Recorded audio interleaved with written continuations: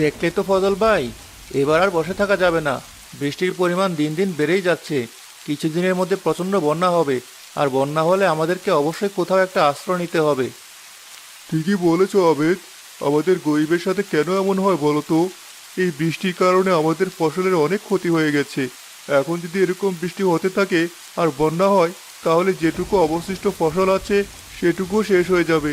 তারপর সারা বছর আমাদের না খেয়ে থাকতে হবে।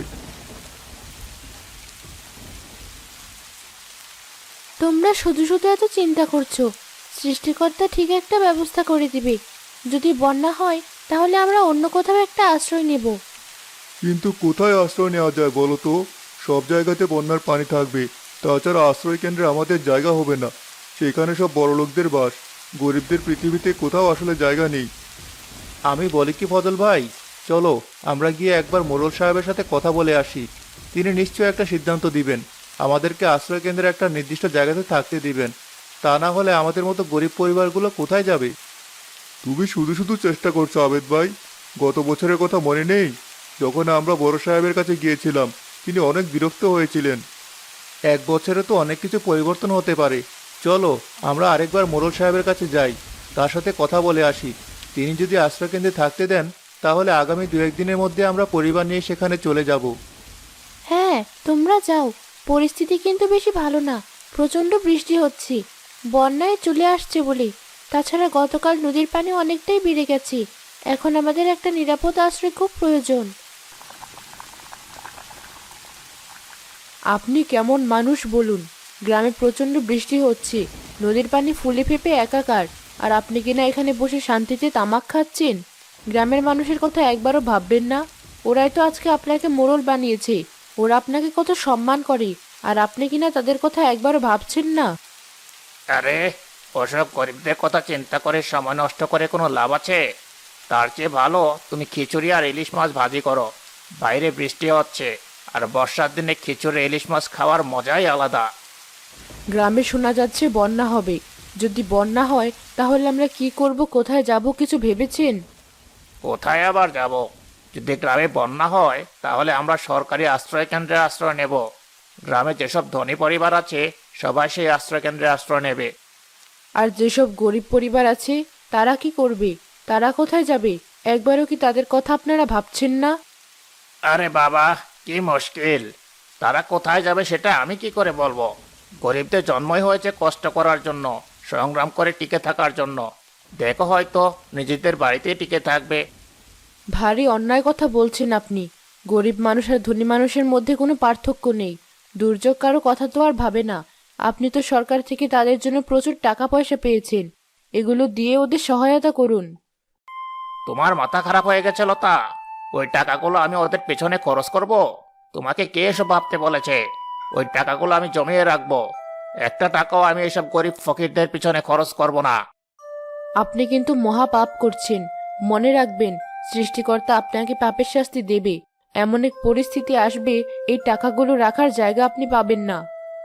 মোড়ল মশাই, দুজন লোক আপনার সাথে দেখা করতে এসেছে। একজনের নাম ফজল, আর একজনের নাম আবেদ। এরা এই গ্রামের বাসিন্দা। মনে হয় বন্যার ব্যাপারে কথা বলতে এসেছে। যা, গিয়ে বল আমার শরীর অনেক খারাপ, বিছানা ছেড়ে উঠতে পারছি না, আর আমি কারোর সাথে দেখা করতে পারবো না। এদের কি খেয়ে দিয়ে কোনো কাজ নেই? সকাল সকাল চলে এসেছে আমার বাড়িতে আমাকে বিরক্ত করতে। মোড়ল মশাই, বেগম সাহেবা ঠিকই বলেছে। আপনি দয়া করে তাদের সাথে একটু দেখা করুন। ওরা সত্যি অনেক বিপদে পড়েছে। ওদের পরিবার নিয়ে যাওয়ার কোনো জায়গা নেই।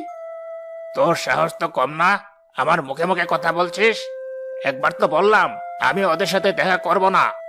আপনি যদি আজকে ওদের সাথে দেখা না করেন, তাহলে আমি আর ছেলে মেয়েদের নিয়ে বাপের বাড়ি চলে যাব। আপনার মতো নিষ্ঠুর আর পাষাণের সংসার আমি কোনো অবস্থাতেই করব না। একই বিপদে পড়লাম। যা, ওদেরকে সাথে করে নিয়ে আয়। বলবি তাড়াতাড়ি যেন কথা শেষ করে। এত কথা শোনার সময় আমার নেই।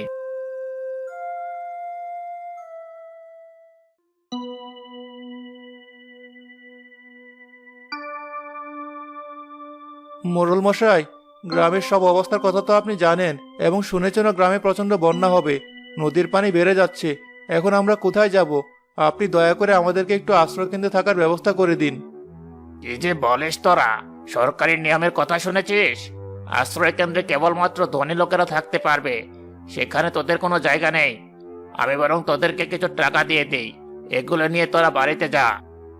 কি বলছেন মোড়ল মশাই? টিভিতে দেখাচ্ছে সরকার থেকে আমাদের জন্য অনেক সহায়তা এসেছে, ধান গম চাল সহ অনেক কিছু।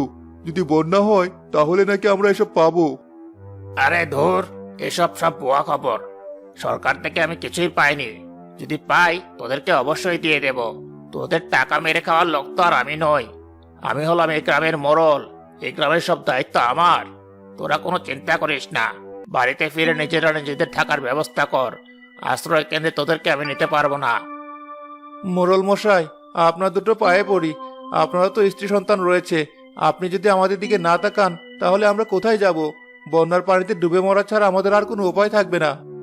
তোরা শুধু শুধু আমার কাছে এসে সময় নষ্ট করছিস, আমার হাত পা বাঁধা। তবে বললাম তো, যদি সরকার থেকে কোনো সহায়তা পাই আমি তোদের কাছে পৌঁছে দেব। থাক মোড়ল মশাই, আপনার আর সহায়তা করতে হবে না। আমি খুব ভালো করে জানি আপনি মিথ্যা কথা বলছেন। তবে মনে রাখবেন, কাউকে ঠকিয়ে কেউ কখনো ভালো কিছু করতে পারে না। আরে যা যা, আমাকে জ্ঞান দিতে এসেছে। আমাকে জ্ঞান না দিয়ে আগে বন্যা থেকে নিজেদেরকে বাঁচা, তারপর দেখা যাবে কে কি করে।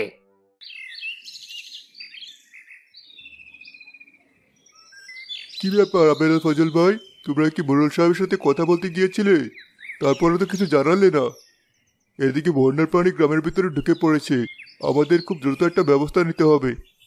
মাস্টার মশাই, বড় সাহেবের সাথে কথা বলতে গিয়েছিলাম, কিন্তু তিনি আমাদের বলেছেন আশ্রয় কেন্দ্রে নাকি গরিবদের কোনো জায়গা নেই, কেবলমাত্র যাদের পয়সা আছে সেখানে তারা থাকতে পারবে। আর তিনি এটাও জানিয়েছেন সরকারের কাছ থেকে তিনি এখনো কোনো সাহায্য সহযোগিতা পাননি। ছি ছি ছি ছি, এই দুর্যোগের সময় তিনি এত বড় মিথ্যা কথা বলতে পারলেন? এসব কিছু মিথ্যে কথা, আমি বেশ বুঝতে পারছি। যা করার আমাদেরকেই করতে হবে। আমি একটা পরিকল্পনা করেছি। গ্রামে যে কয়টা দরিদ্র পরিবার আছে সবাই মিলে আমরা মাটির কয়েক ফুট নিচে গভীর গর্ত করে বন্যাকালীন অবস্থায় থাকব। কি বলছেন মাস্টার মশাই? মাটির নিচে সংসার কি করে সম্ভব? নিম্ন শ্রেণীর প্রাণীরা যখন দুর্যোগ হয় তখন মাটির গর্ভে প্রবেশ করে। যে পর্যন্ত বন্যা বা প্রাকৃতিক দুর্যোগ শেষ না হয় ততদিন তারা সেখান থেকে বের হয় না। আমরাও ঠিক একই পন্থা অবলম্বন করব। যখন বন্যা শুরু হবে মাটির নিচে চলে যাব এবং সেখানে কিছুদিন অবস্থান করব। বন্যার পানি সরে যাওয়ার সাথে সাথে আমরা আবার ভূগর্ভে উঠে আসব। সবই তো বুঝলাম, কিন্তু খাবার দাবার কিভাবে চলবে? ঘরে ছোট ছোট বাচ্চা আছে, তাছাড়া আমার মাও অসুস্থ, তার অনেক বয়স হয়েছে। এতজন মানুষকে নিয়ে মাটির নিচে কিভাবে থাকবো? সব কিছুর ব্যবস্থা মাটির নিচেই করতে হবে। প্রয়োজনীয় খাদ্য এবং পানীয় নিয়ে আমরা মাটির নিচে চলে যাব। সেখানে রান্নাবান্নার ব্যবস্থা করব। ছোট শিশুদের জন্য প্রয়োজনীয় খাবার দাবার এবং কাপড় চোপড় সাথে করে নিয়ে যাব। তুমি আমাদের পাশে থেকো, বুদ্ধি পরামর্শ দিয়ে আমাদের সহায়তা করো। আমরা গরিব মানুষ, আমাদের পাশে কেউ নেই। আর দেরি করা যাবে না। আপনারা যে যার বাড়িতে ফিরে যান এবং আপনাদের স্ত্রীদের সাথে পরামর্শ করুন।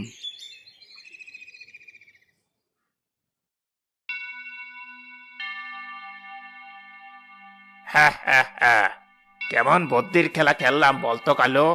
এক ঢিলে আমি দুই পাখি মারলাম। যে মানুষগুলোকে আশ্রয় কেন্দ্রের স্থান দেব না তারা নিশ্চিতেই বন্যার পানিতে ডুবে মারা যাবে, কারণ বন্যা খুব ভয়ঙ্কর আকার ধারণ করবে।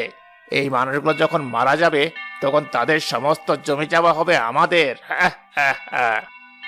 ও আচ্ছা, তাহলে এই ঘটনা মোড়ল মশাই, এই জমি জমা দখল করার জন্যই আপনি এই মানুষগুলোকে মৃত্যুর দিকে ঠেলে দিচ্ছেন? আরে শুধু কি তাই, এই জমি জমা ছাড়াও অন্য ঘটনা আছে। সরকার থেকে গ্রামের গরিব মানুষদের জন্য চাল ডাল সহ অনেক ত্রাণ সামগ্রী এসেছে। এগুলো আমি সবগুলো বিক্রি করে টাকাগুলো নিজে হাতিয়ে নিয়েছি। এখন আর আমাদের কোনো চিন্তা নেই। কিন্তু আপনার স্ত্রী তো সন্তান সম্ভবা, এমন বন্যাকালীন সময়ে তিনি কি করবেন? গ্রামের সব হাসপাতাল তো বন্ধ থাকবে। আরে শোন, টাকা হলে পৃথিবীতে আর কিছুই লাগে না।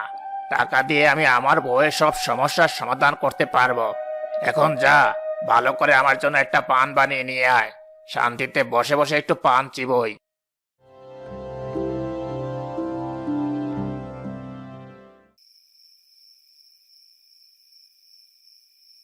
কমলা, আমরা একটা সমাধান বের করেছি।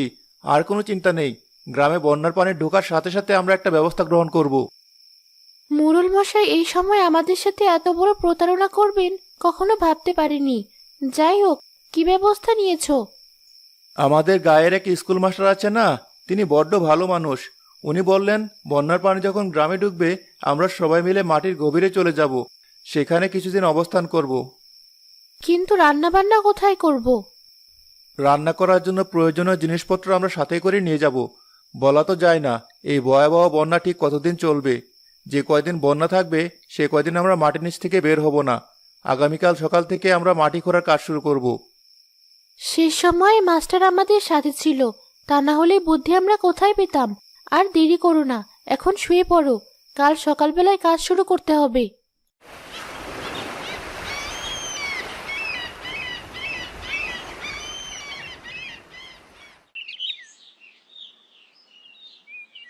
কি ব্যাপার মোড়ল মশাই, আপনি নাকি আমাকে ডেকে পাঠিয়েছেন? কালু আমাকে গিয়ে ডেকে নিয়ে আসলো। তা বলুন কি বলবেন, আমি আসলে একটু ব্যস্ত। মাস্টার মশাই, তোমাকে আমি চালাক হিসাবে জানতাম, কিন্তু তুমি যে এত বোকা কখনো কল্পনাও করিনি।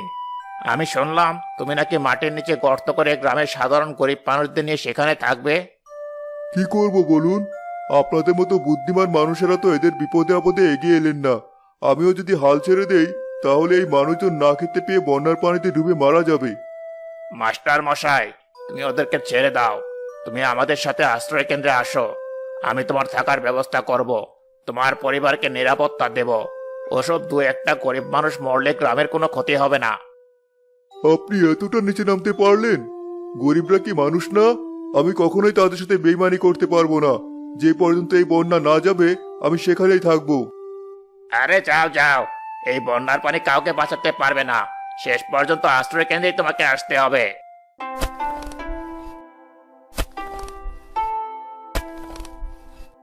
ভাই, তাড়াতাড়ি হাত চালাও, আর দেরি করা যাবে না। বন্যার পানি ঢুকে যাচ্ছে, তাড়াতাড়ি গর্ত করো, আর গর্তটা যেন খুব গভীর হয়। আজকে বিকেলের মধ্যে আমরা পরিবার নিয়ে মাটির নিচে চলে যাব। ঠিক বলেছো, আমি আমার বউকে বলেছি খাবার দাবার সহ প্রয়োজনীয় জিনিসপত্র জোগাড় করতে। এগুলো নিয়ে এই মাটির নিচে ঢুকবো। মাস্টার মশাই, গতকাল মোড়ল তোমাকে ডেকে পাঠিয়েছিল, তা কি বললেন উনি? উনি আমাকে ডেকে পাঠিয়েছিলেন তার দলে নেওয়ার জন্য, যাতে আমি তাদের সাথে আশ্রয় কেন্দ্রে যাই। কিন্তু আমি পরিষ্কার জানিয়ে দিয়েছি গ্রামের এই অসহায় মানুষদের রেখে আমি কোথাও যাব না। জানি না সৃষ্টিকর্তা আমাদের ভাগ্যে কি লিখে রেখেছেন, কিন্তু মোড়ল তার পাপের প্রায়শ্চিত্ত একদিন ঠিক করবে। আজকে যদি তিনি আমাদেরকে আশ্রয় কেন্দ্রে নিয়ে যেতেন তাহলে আমাদের এমন দুর্দিন দেখা লাগতো না, মাটির নিচে কষ্ট করতে হতো না। তুমি চিন্তা করো না আবেদ ভাই, মাটির নিচে এমনভাবে সব ব্যবস্থা করা হয়েছে যেখানে বন্যার পানি ঢুকবে না। আমরা একদম নিরাপদে সুন্দরভাবে অবস্থান করতে পারবো। এই নাও, এখানে প্রয়োজনীয় খাবার দাবার সবকিছু রয়েছে, আমি সবকিছু গুছিয়ে এনেছি। আর এখানে রয়েছে প্রয়োজনীয় ওষুধ সামগ্রী। যাও যাও, আর দেরি করো না, সবাই প্রস্তুতি নাও, আমাদের মাটির নিচে চলে যাওয়ার সময় হয়ে গেছে।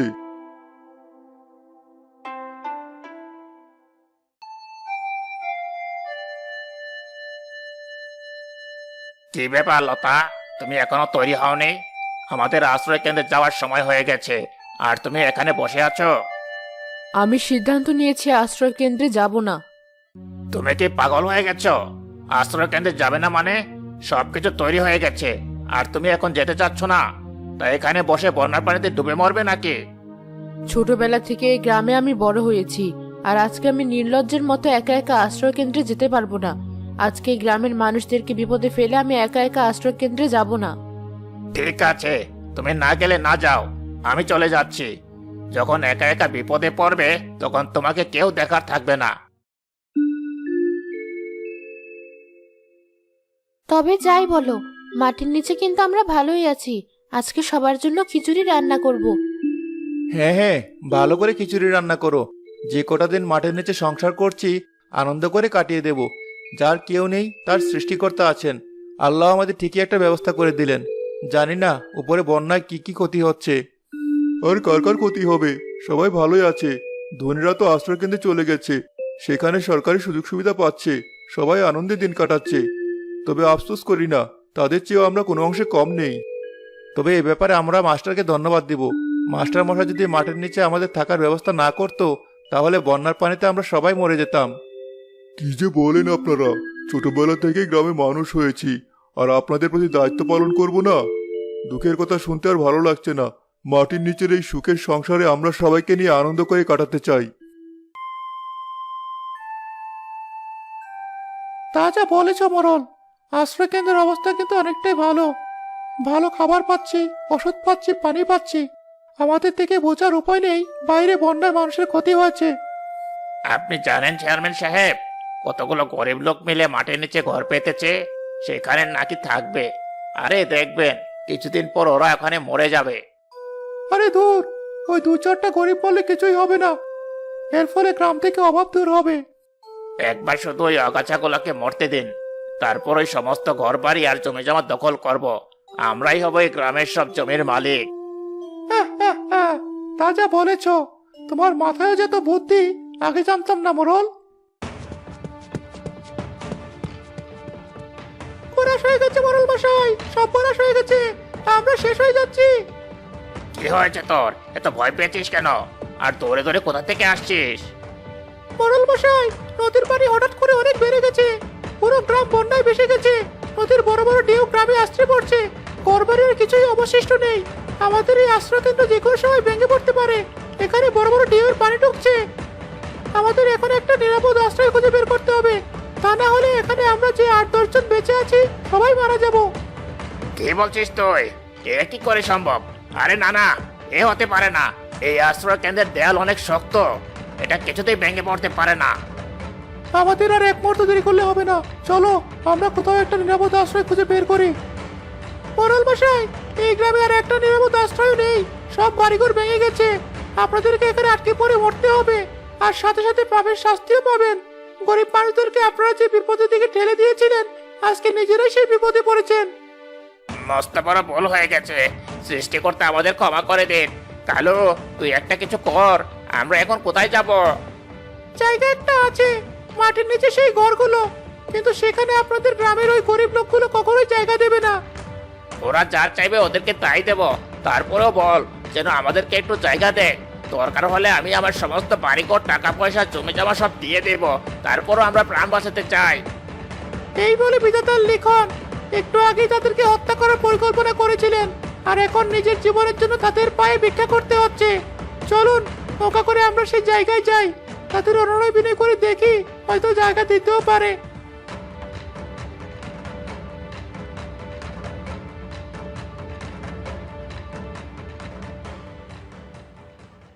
মাস্টার মশাই, ও মাস্টার মশাই, মাটির উপর থেকে আমি মরল বলছি। তুমি কি আমার কথা শুনতে পাচ্ছ? আমরা অনেক বড় বিপদে পড়েছি, নৌকা নৌকায় ঘুরে বেড়াচ্ছি, কোথাও একটু যাওয়ার জায়গা নেই। দয়া করে আমাদেরকে একটু আশ্রয় দাও।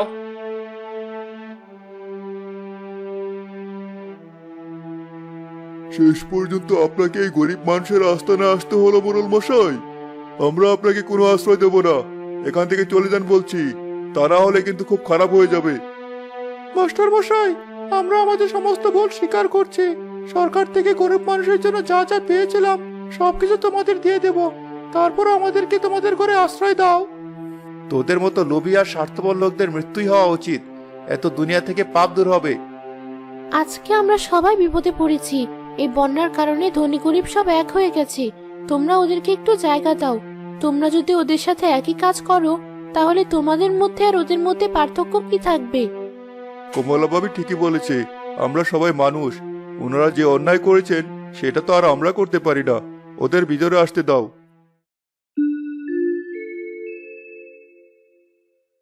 আমি আমার পাপের শাস্তি পেয়ে গেছি।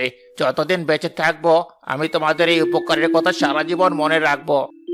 আজকে মৃত্যুর খুব কাছাকাছি দাঁড়িয়ে বুঝতে পেরেছি জীবন মূল্যবান, আর জীবনে সৎ থাকাটা কতটা জরুরি। চেয়ারম্যান সাহেব, মোরল মশাই, আপনারা আমাদের ছোট্ট এই সংসারে এসেছেন। গরিবদের সাথে একটু মিলেমিশে থাকার চেষ্টা করুন, আশা করি আপনাদের কোনো সমস্যা হবে না।